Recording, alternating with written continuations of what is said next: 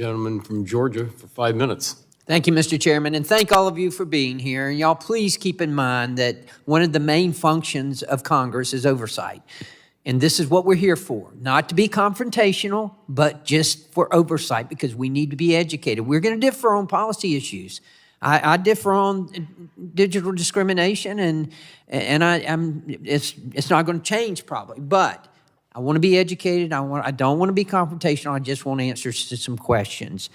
I want to start out by saying that we got a lot of ground to cover, and I want to associate myself with Chair Kathy McMorris Rogers' comments on the VMVPDs and on the Title II rule as well.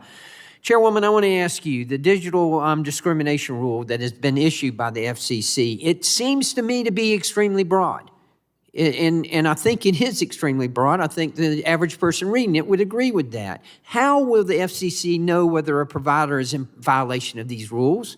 Will providers be asked to, or be required to ask customers about their race, their income, other characteristics like this? How are you going to implement this?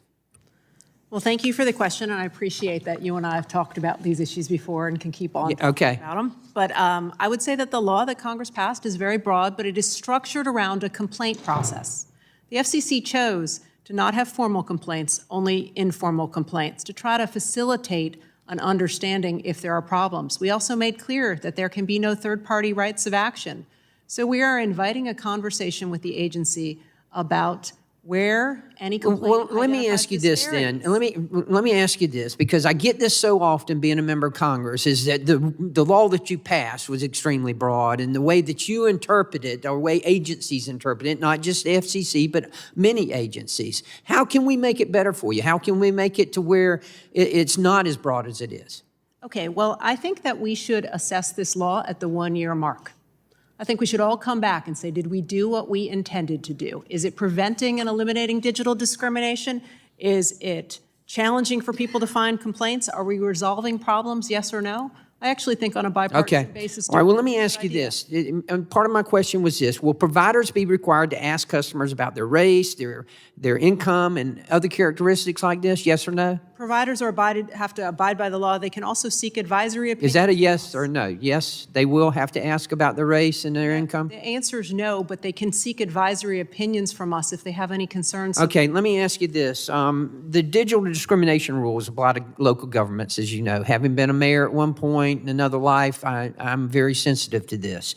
If a local government doesn't approve a permit to deploy broadband to a particular area, would that be a violation of FCC's digital discrimination rules? I think that would be a violation of Section 253 of the Communications Act, which puts restrictions on local governments from having more. Okay, how will you make that determination? You say, I think it would be. Well, I'd like to go back and double check with the statute, but I think the primary law that governs the situation you're describing is Section 253 to the extent it's a telecommunications service, and to the extent that it is a wireless facility, it would be Section 332 of the law. Okay, fine. They're already in the law on that fact. All right, thank you. Commissioner Carr, you visited my district before. I appreciate you very much and your attention. The FCC Inspector General has issued a number of alerts of fraud within ACP. These cases have involved agents of companies fraudulently enrolling people in the program. I understand that the individual sales agents have been kicked out of the program, but what consequences do the providers face? Do they face any consequences at all for fraudulent enrollments? Yeah, one reform that I pushed for was debarment. If we see, a sufficient pattern or level of violation, we shouldn't just fine entities. We should be kicking them out of these programs. Absolutely. Thank you for that. What other reforms? Anything else that you would have us consider that would protect against waste, fraud, and abuse? One idea I put forward is having the FCC formally, we do this sometimes informally, but formally and every time, consult with the Inspector General and get their list of reforms they want, put them in our document. If we disagree for some reason, we can say it, but we should formalize the process of getting the Inspector General's views on the front end. You know, it's interesting, and Chairwoman, I heard you mention earlier that you have to send it to the DOJ. I dealt with an agency yesterday, a separate issue, but the same thing. They have to send it to the DOJ.